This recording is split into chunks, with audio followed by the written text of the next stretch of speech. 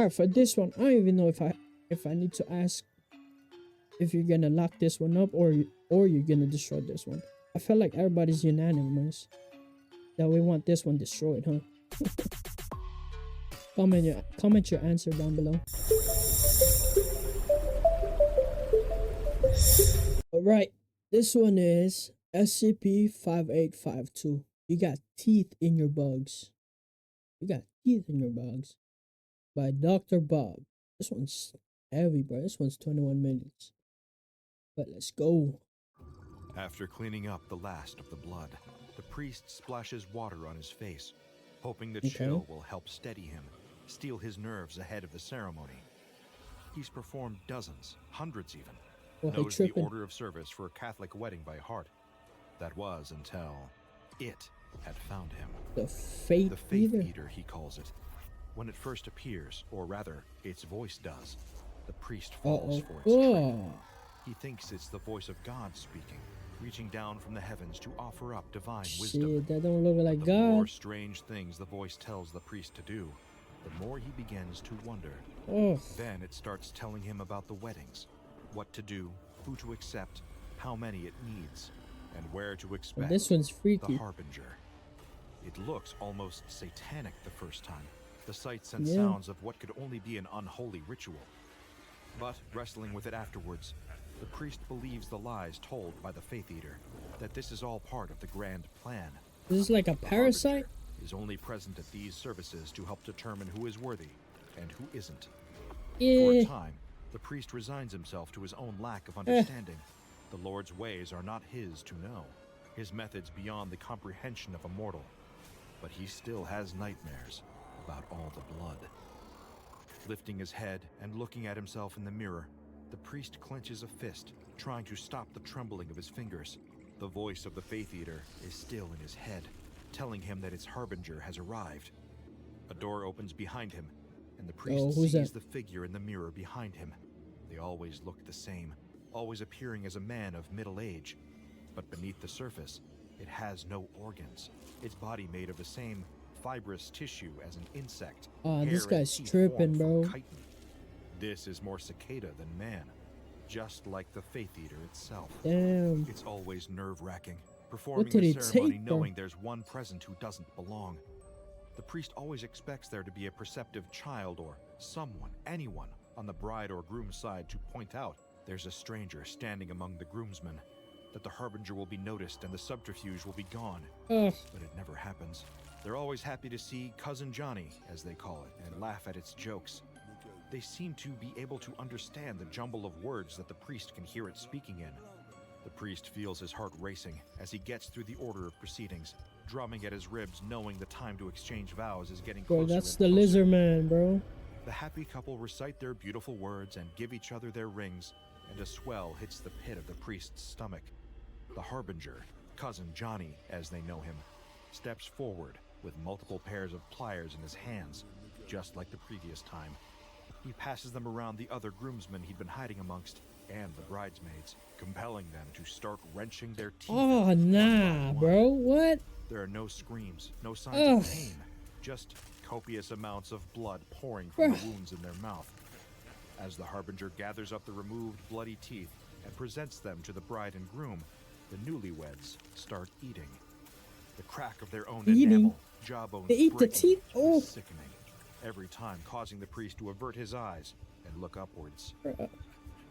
Sometimes he prays is this the priest's imagination? The Faith Eater, that this nightmare will cease. Other times he just stares at the church's rafters. This time he spots something secluded among the old woodwork overhead, the only other witness to the objectionable ceremony below. A nest of cicadas.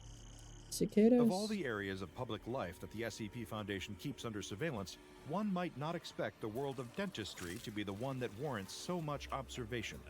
Yet, over the years, if the Foundation's mission has come to prove anything, it's that anomalies can and will occur almost anywhere, in the most likely or unlikely of places, including inside human teeth. Some Foundation agents have spent tireless years, even entire careers, embedded as assistants, receptionists, and other members of staff at dental practitioners, on the lookout for... Pause for a sec. Bro, this is like one of the newest video of Dr. Bob. Bro, why is this thing so fucking fast? Like everything's just like, being thrown at you. What? Like it's 20-minute long, 21-minute long, 21 minutes long, but man, like everything's just like pop, pop, pop. Like slow down, bro. Like out for SCP incursions. Compared to the old videos, this thing is quick, bro. While under deep cover at these establishments, agents are tasked with keeping a close eye on the medical and dental records of patients and are instructed to report any potentially anomalous conditions to the Foundation. One recent incident took place at a rural dentist's office in New Mexico. The patient, an unassuming average male, had booked an appointment with a local dental surgery, complaining of a mild pain within his jaw, in and around his canines. Another mouth a man named thing. locally as Uncle Ted, given his reputation as a friendly family dentist, performed a routine examination on the patient, expecting that the man had little more than a minor toothache. On first glance, Uncle Ted thought he was looking at an ectopic growth, wherein a tooth grows in an abnormal position, usually stemming from like your wisdom teeth. Shifting his tiny mirror around, he wasn't certain. It could have been a gemination, where a developing tooth splits into two teeth. But the patient had said this pain had only started up relatively recently. On top of that, his teeth were all fully developed. Either one of these conditions would have been noticed much sooner. What he saw when he looked in the patient's mouth was something entirely different. In his uncertainty, the dentist probed at the afflicted tooth with one of his implements, and to his horror, saw something was burrowing inside the tooth. Unbeknownst to him, both the patient and his assisting dental nurse had been undercover operatives of the SCP Foundation and had been waiting for exactly this moment. Now able to get visual confirmation of the anomaly, the assistant locked the dentist and patient inside the office and called in the incident. Within a matter of moments, operatives of the Foundation's Mobile Task Force Lambda 12, also known by the codename Pest Control, had arrived on the scene to detain the patient and bringing Uncle Ted the dentist into custody as a witness to be dosed with amnestics. What he had just witnessed was a cicada crawling into the man's tooth. The SCP Foundation has given this designation to a phenomenon that affects members of the superfamily Cicadidae, or more colloquially known as cicadas. What do insects like these have to do with teeth? Give me a sec, bro. Did I put this on? What's the speed, bro? Playback normal. The playback speed is normal. Why is it so fast, bro? Well, instances of SCP-5852 are cicadas afflicted with an anomalous growth of human teeth. The development of SCP-5852 has, at present, never been recorded occurring with the teeth of any other species. It's like the toothpick bug, bro. In addition, researchers at the SCP Foundation have extensively examined each known case of cicadas being afflicted with SCP-5852 growths. As far as anyone is aware, there is nothing linking any of these cases of SCP-5852 infestations. Each recorded specimen afflicted with them have nothing in common, from genetic background to the region the insects inhabit. All SCP Foundation researchers looking into the phenomenon of SCP-5852 seem to concur that these teeth can manifest at random inside any cicadas on the planet. As a result, physical containment of potential specimens is impossible, given the sheer numbers of cicada populations in the wild, all of them considered to be potential specimens. Those known to be afflicted with SCP-5852 Bro, I just had like a cicada in my room like 2 days ago. Ugh. Instances are referred to under the designation of SCP-5852-1. A cicada becomes one of these when a growth begins, typically occurring when the insect makes direct external contact with an SCP-5852 instance or another infected SCP-5852-1. However, in some cases, researchers have observed a selection of instances wherein infectees suffer an internal onset growth of SCP-5852, seemingly having had no other contact with the anomalous insects. Essentially, they can grow on or in any affected specimen. Once a cicada has been infected, the SCP-5852 growth will begin by manifesting within its body. This can cause anything from mild pain to intense discomfort to the cicada, which only worsens as the growth gets larger. When this occurs, anomalous teeth sprout from it, and these can pierce through an SCP-5852-1 infectee's soft tissues surrounding the developing tooth. As the teeth increase in number, continuing to grow and damage these tissues, it can lead to fatal injuries within the affected cicada. especially if the teeth emerge within and cause damage to the insect's nervous system or cardiovascular system. During experimentation, Foundation research teams have discovered that intervening while these SCP-5852 growths are occurring has proved impossible.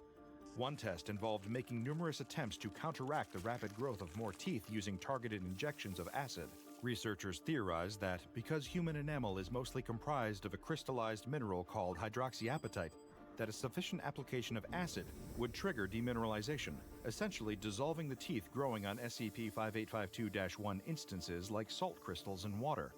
However, given that acid with a pH lower than 5.5 was required in order to demineralize enamel, this also meant that the infected cicadas were dissolved. Further experimentation with lower measures of acid also resulted in failure.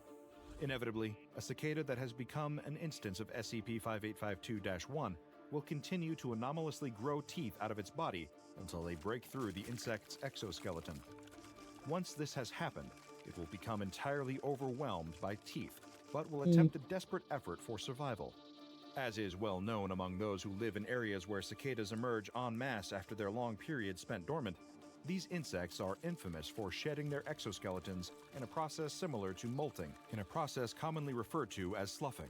SCP-5852 infected cicadas will attempt the same when overwhelmed by teeth growths. Foundation entomology experts have since gathered up some of these sloughed exoskeletons and have run numerous tests on them. Conducting close analysis, the Foundation has determined that these exoskeletons are comprised entirely of hydroxyapatite. That's the aforementioned naturally occurring calcium mineral found in tooth enamel. When an instance of SCP-5852-1 sheds its calcified exoskeleton, this signals the termination of the insect's life. In every documented case, the process always results in the death of an infected cicada specimen. This occurs when the teeth that have grown on their old exoskeletons pierce and rupture the softer, underdeveloped exoskeleton the cicada grows to try and replace it. These are far more fragile, and damaging it is enough to kill an SCP-5852 infected cicada, if it hasn't already been killed by having its body ruptured by the teeth growths. Foundation research teams have closely examined the conditions of the teeth that grow as the result of an SCP-5852 infection, and have concluded that over 30% are discolored. Just under 30% possess some form of cavity, and there have, at a lower rate, been instances wherein SCP-5852 has manifested as malformed teeth. Some of these have been observed as containing teratomas, a rare form of germ cell that can create tumors in fully formed tissues, including within teeth. Smaller percentages of the teeth that develop in SCP-5852-1 instances are either macrodontia or microdontia, teeth that are either larger or smaller than the average size. Meanwhile, as few others have grown as germinated teeth, wherein one of the developing growths splits into two teeth, or ectopic growths that causes them to form in abnormal positions or grow at an angle. Although some Foundation researchers have pointed out that a tooth growing out of a cicada could easily be considered an abnormal place for teeth to develop. Arguably strangest of all, however, is the 1.45% of SCP-5852 teeth that grow out of infected cicadas in the exact same condition as teeth that have undergone some form of dental restoration or cosmetic repair work.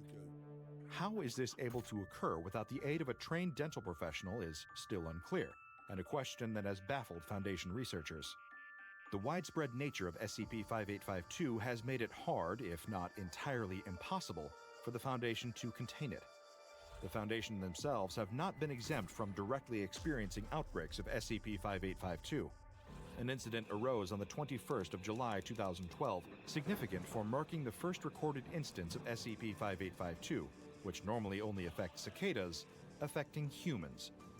On the day in question, senior Foundation researcher at Site-21 and leader of the team handling the experimentation with SCP-5852-1 specimens, Dr. Charles Greaves, would request a medical examination with an on-site physician. He complained that he'd been suffering with a mild toothache that seemed to be affecting his canines, and the severity of it had gotten so bad that it was affecting his ability to focus and function during work at the Foundation.